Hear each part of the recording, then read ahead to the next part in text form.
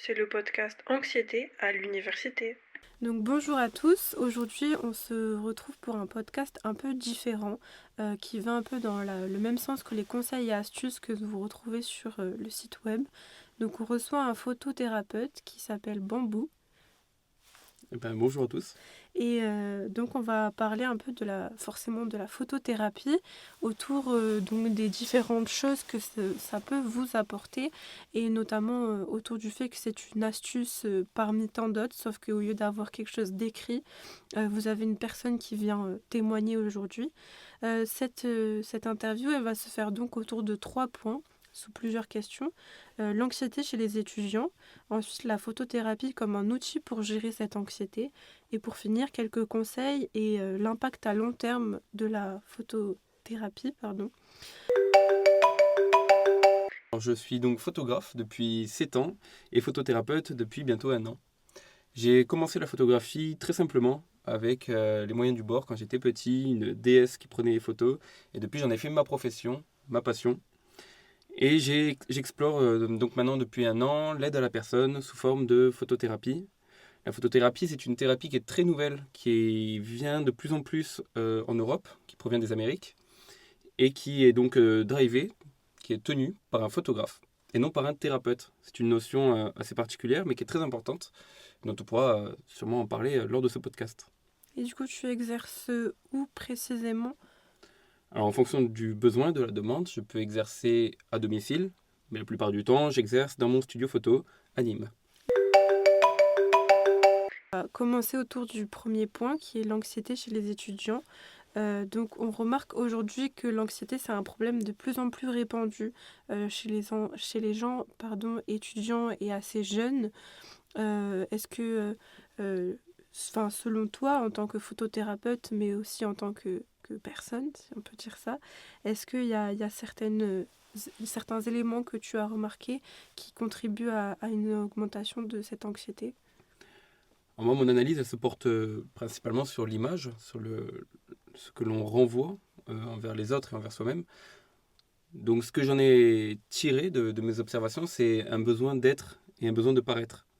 On est dans une génération où bien sûr on a envie d'incarner quelque chose, autant pour soi que pour les autres, ce qui crée une pression dingue et qui peut bien sûr engager de l'anxiété.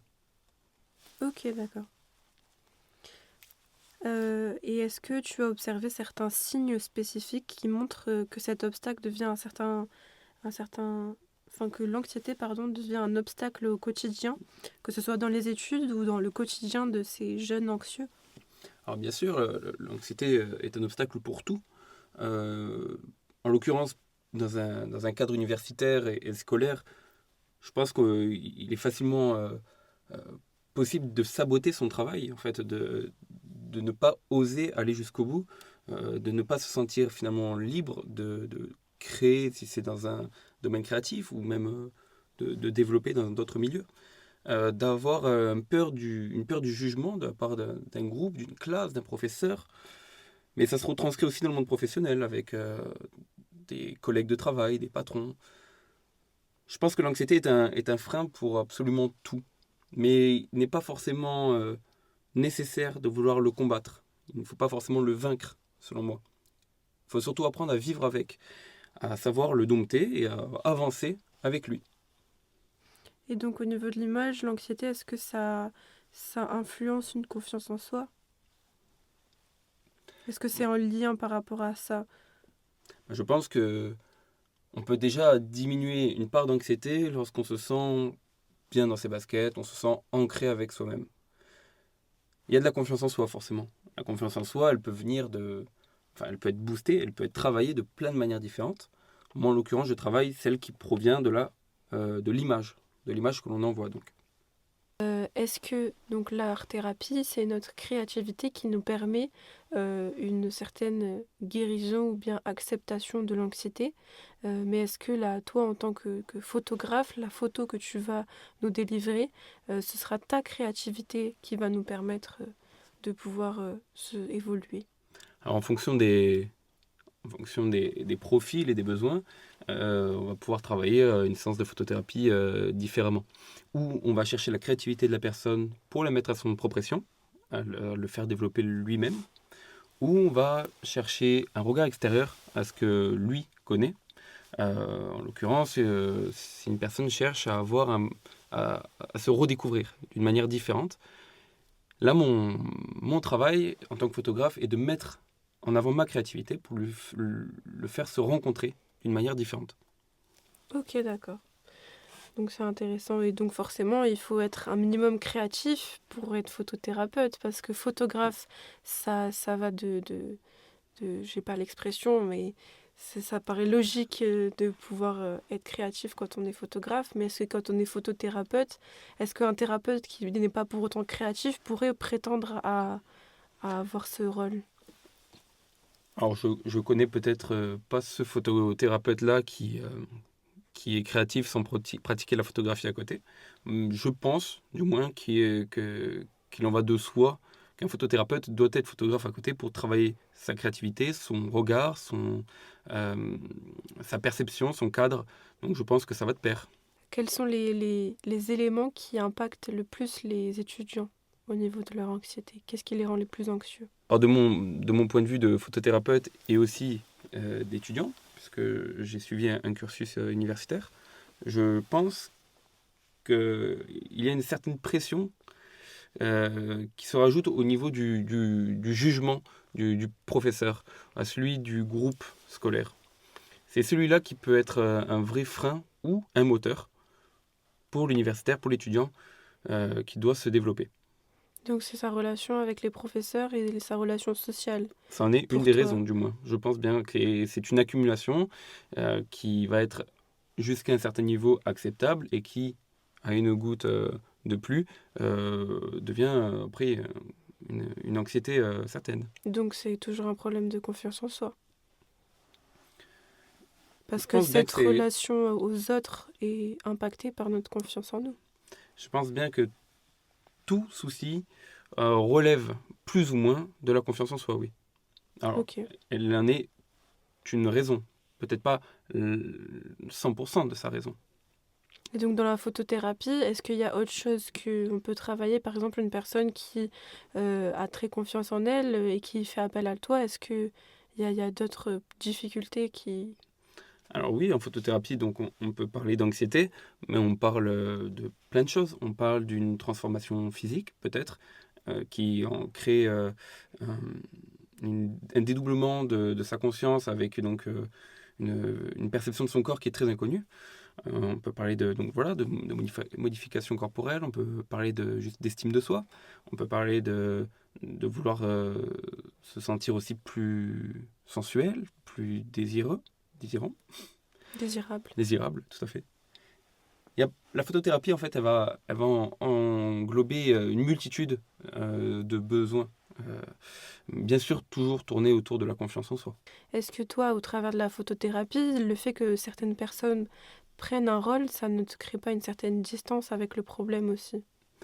En fonction des profils, avoir ce rôle, le mettre en avant, c'est quelque chose de primaire. On est obligé de passer par là pour déjà consolider des bases, consolider de qui veux-tu être, qu'est-ce que tu veux paraître.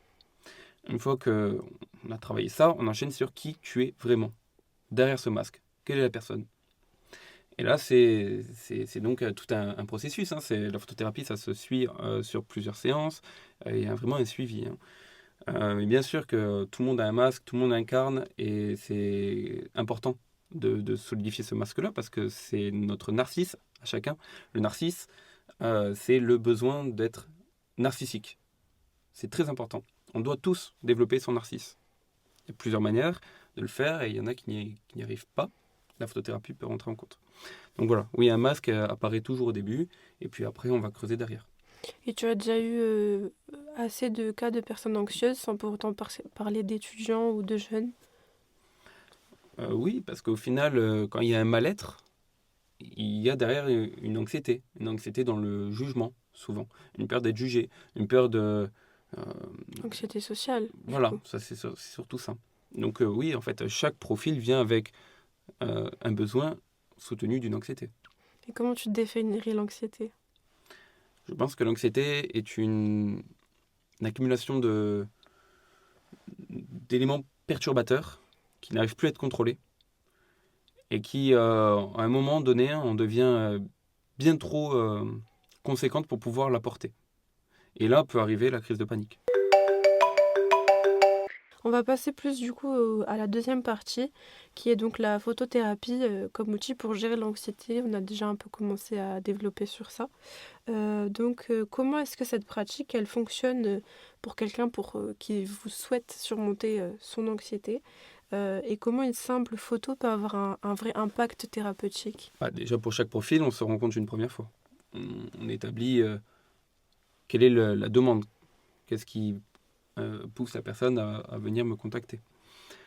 On essaie de mettre le doigt sur les choses nécessaires pour ne pas prendre un problème qui n'en est pas un. Ensuite,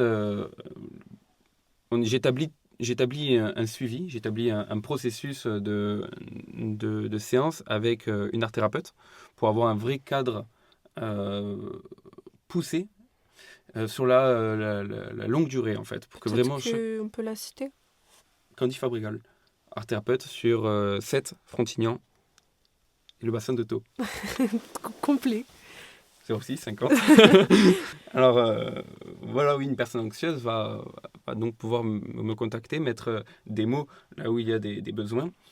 Et on va créer ensemble avec cet art thérapeute un suivi sur comment pouvoir apporter du positif finalement. Comment donner la photothérapie comme outil à cette personne pour qu'après elle puisse se servir de cet outil comme un révélateur. Ce qui se passe réellement lorsque une personne suit la photothérapie, il y a ce moment déjà de shooting photo qui est très important où elle va pouvoir incarner et lâcher prise. Incarner ce qu'elle veut être, c'est super important pour solidifier ce narcisse. Et après, ce moment de lâcher prise qui vient avec le temps. Il y a plusieurs séances. Ce moment de lâcher prise, il va vraiment permettre de se reconnecter à soi-même et de pouvoir se rendre compte de qui on est, se mettre face à soi-même. Et cette deuxième partie, lorsque la personne reçoit le résultat photo, que je le disais tout à l'heure, est tout aussi important, parce que là, il va y avoir une vraie prise de conscience de qui je suis réellement. Et on va avoir une dissociation entre le qui je pense être et qui je suis vraiment. Souvent, qui je pense être n'est pas très agréable à penser parce qu'on a tendance à se flageller, à imaginer des choses mauvaises et à faire grandir ses pensées dans ce sens-là. La photo, elle va mettre un moment, un point, un curseur dans le temps pour réaliser qui nous sommes vraiment. Et c'est super important de faire ça. Alors la photothérapie, c'est un mot que tout le monde peut utiliser. Le nom thérapeute n'est pas protégé, donc tout le monde peut l'utiliser. Maintenant, il en va du sens moral de se former à la thérapie. J'ai suivi des lapsus révélateurs. J'ai suivi bien sûr une formation personnelle avec cet art thérapeute que je continue à suivre constamment. Je suis en perpétuel développement sur ça. Donc bien sûr, je pourrais me proclamer photothérapeute et mettre en avant, les qualités des personnes en avant comme un photographe le ferait. Mais je pense qu'il est important d'aller plus loin que ça.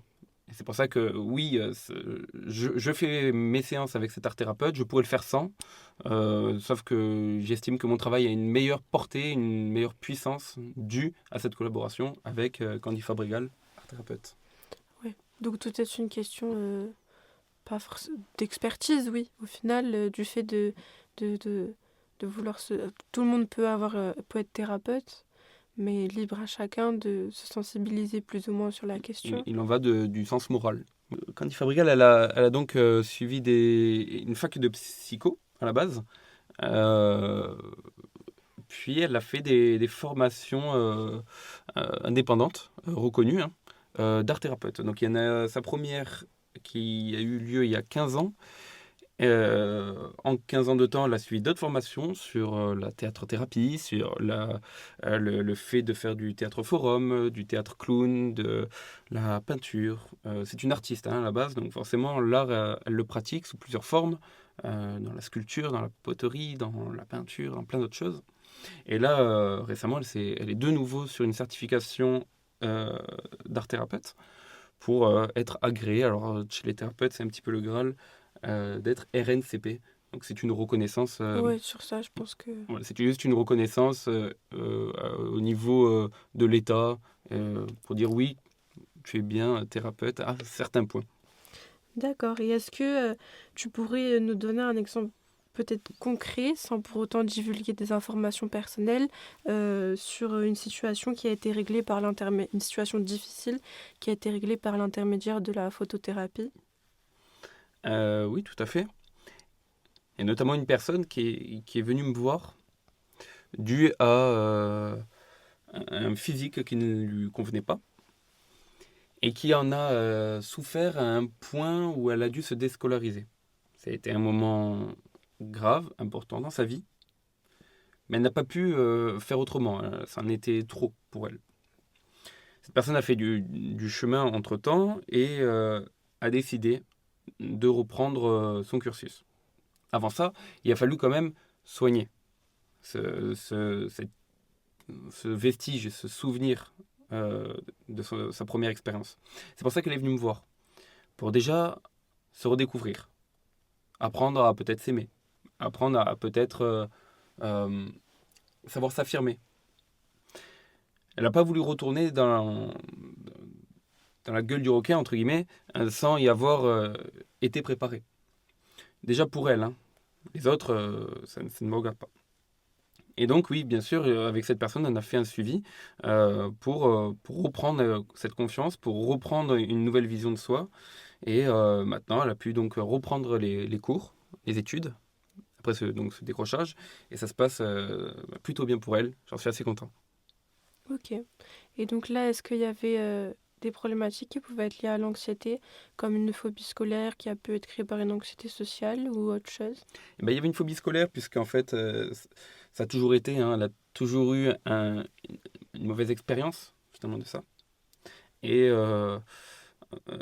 il y avait ce sentiment d'être persécuté, puisque rien ni personne n'avait pu lui apporter ce besoin. Et donc, quels sont les avantages de ce médium, donc qui est plutôt créatif, par rapport à une thérapie plus classique? Est-ce que ça doit être vu comme un complément ou ça peut être utilisé en tant que tel? Alors, comme je le disais, une thérapie, c'est un lieu, une occasion de pouvoir s'exprimer. Donc, je pense qu'il n'y a pas de thérapie classique. Toutes les thérapies sont uniques, parce qu'elles doivent répondre à des besoins uniques. La photothérapie, moi, je l'ai choisie, comme je le disais tout à l'heure, par rapport à ses bienfaits d'expression et de liberté. On est, je pense, plus libre dans les corps artistiques qu'ailleurs. Parce que justement, nous ne sommes pas obligés d'utiliser des mots. On agit avec notre corps et c'est le corps qui parle à notre place. Puis comme aussi, je l'ai dit aussi donc tout à l'heure, le fait de repartir avec un totem, un vestige, quelque chose de physique depuis ces séances de thérapie, à savoir en l'occurrence les photos, euh, c'est, euh, euh, ce sont des marqueurs importants pour soi-même, pour notre propre évolution. Est-ce qu'il y a d'autres types d'anxiété qui... C'est très vaste, c'est très vaste. Tout le monde peut être touché par un manque de confiance en soi et qui engendre ensuite de l'anxiété, que ce soit anxiété sociale, que ce soit une multitude d'anxiétés. Moi, je pense que tout le monde devrait consulter, autant une thérapie qu'un une psychologue. Je pense qu'il faut pouvoir s'exprimer. Donc, à vous de trouver la thérapie, psychologue finalement aussi, qui saura vous accueillir et répondre à vos besoins. Donc là, on passe à la troisième partie, qui est autour des conseils pratiques et de l'impact à long terme que peut avoir la photothérapie. Est-ce que la photothérapie pourrait aider les personnes à développer des compétences émotionnelles qui les accompagneraient au-delà du contexte universitaire? Bien sûr, puisque comme je le disais tout à l'heure, on travaille la confiance en soi. La confiance en soi, c'est une gestion d'émotions, c'est une force, un squelette rigide que l'on se travaille, que l'on se met en nous, et qui va nous permettre d'affronter tout un tas de situations.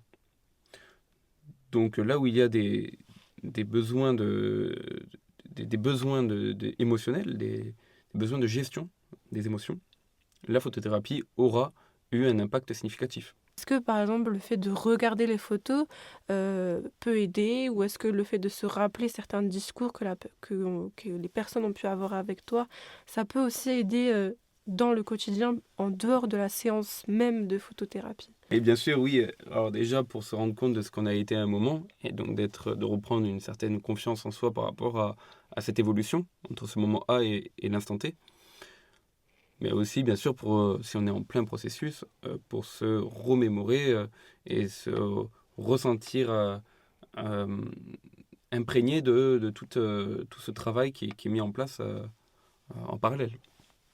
Donc le fait de regarder les photos, c'est thérapeutique aussi. Ce qui est très intéressant d'un point de vue du suivi, c'est de voir ce que le client, le patient, fait de ces photos. Alors, est-ce qu'il les garde pour lui? Est-ce qu'il les jette? Est-ce qu'il les brûle? Est-ce qu'il les publie sur Instagram? Est-ce qu'il les montre à des proches ou à des non-proches? Ça aura un vrai impact sur les suivis des séances. Tu penses que le fait d'en posséder quelques-unes physiquement, donc d'avoir des tirages photos et qu'elles ne soient pas que numériques, c'est quelque chose qui peut favoriser aussi et qui peut créer une sorte de doudou, si on peut dire ça. Tout à fait. Eh ben, je disais tout à l'heure le mot totem. C'est important d'avoir un totem, un gris-gris, en fait quelque chose qui nous rassure, un doudou. Donc, est-ce que tu encourages à imprimer les photos que tu envoies? Oui, c'est très important. Mais j'ai notamment une cliente qui elle a imprimé complètement toutes les photos de nos séances. Donc elle en a beaucoup. Et elle a fait un joli cadre avec tout ça qui est en fait est devenu une décoration, mais qui est plus qu'une décoration pour elle, qui est un symbole fort. Quand elle passe devant, elle ressent une certaine énergie. Ça peut être comparable à certains objets qu'on utilise pour apaiser son anxiété. Là, c'est l'idée de créer des marqueurs dans son environnement au travers du fait d'exposer ses photos pour se rappeler de ce sentiment et de cette reprise en confiance en soi et donc de pouvoir s'accompagner tout au long de sa journée aussi. C'est ça, ça permet de se réaligner. Ok, donc on va passer à une dernière question.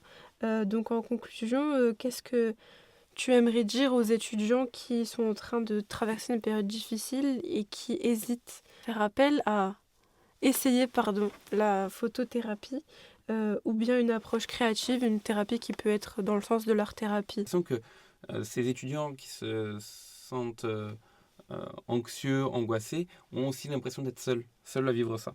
Et à travers ton projet, tu as pu m'en parler, tu as découvert que finalement il y a beaucoup de personnes qui vivent ensemble lors des cours à côté, qui passent des heures et des heures assis sur les mêmes chaises, sur les mêmes bureaux, et qui vivent les mêmes choses. Donc il y a un besoin de se reconnecter à l'humain, de pouvoir euh, s'exprimer ou raconter ce que l'on vit avec des amis, mais plus généralement à des thérapies. Pouvoir s'exprimer, c'est primordial quand on se sent brimé, angoissé, euh, anxieux. Il y a forcément un besoin d'extérioriser ça. Alors la photothérapie ou d'autres thérapies, à vous de trouver celle qui vous ressemblera le plus. Et alors là, pour ça, tous les thérapeutes seront bien sûr bienveillants et à votre écoute pour pouvoir discuter de ce qui est possible de faire avec eux et, euh, et puis pouvoir vous aiguiller si c'est possible. Et où est-ce qu'on peut se renseigner sur les différentes thérapies qui passent par l'art et donc la photo aussi? Alors il y a certaines associations qui en fonction de la ville, qui peuvent rediriger des personnes. Il y a aussi des recherches personnelles hein, avec les réseaux sociaux, pourquoi pas, Google. Il va falloir faire sa petite recherche, mais de faire une recherche, le fait d'aller vers une thérapie, une thérapeute, est déjà en soi thérapeutique. Le fait de faire cette action, d'aller, de rechercher, puis de contacter et de mettre des mots sur alors pourquoi je vous appelle pour ça. Tout ça sans vous en rendre compte, c'est déjà un premier pas dans cette thérapie. il y a déjà quelque chose qui se passe en vous. Quelque chose de fort, d'important. Donc ne vous découragez pas une fois avoir passé peut-être vos premiers appels en vous disant mais il y a beaucoup, alors il va falloir, et on va se mettre plein de mauvaises pensées en tête. Vous êtes déjà en train de faire le chemin. Et c'est super important. Soyez fiers de vous, continuez. Bah, merci. Avec grand plaisir. On va faire une petite conclusion. Donc on a parlé de photothérapie et autour de l'anxiété, mais plus largement en quoi est-ce que consiste la photothérapie, autour notamment donc de l'anxiété chez les étudiants, mais aussi comme outil en tant que tel pour des personnes qui peuvent aussi avoir des problèmes de confiance en elles sans pour autant en ressentir des troubles anxieux. Et pour finir, autour des conseils pratiques et de l'impact à long terme que peut avoir la photothérapie. Est-ce que tu veux dire un petit mot de la fin? Merci à toi de m'avoir invité. Merci à tous de m'avoir écouté aussi. Bravo pour ton initiative, bravo pour ton engagement. C'est un problème qui n'est peut-être pas assez souligné et qui mérite une audience plus grande. Donc, merci pour ce que tu fais et n'hésitez pas à me contacter si vous avez besoin d'en parler.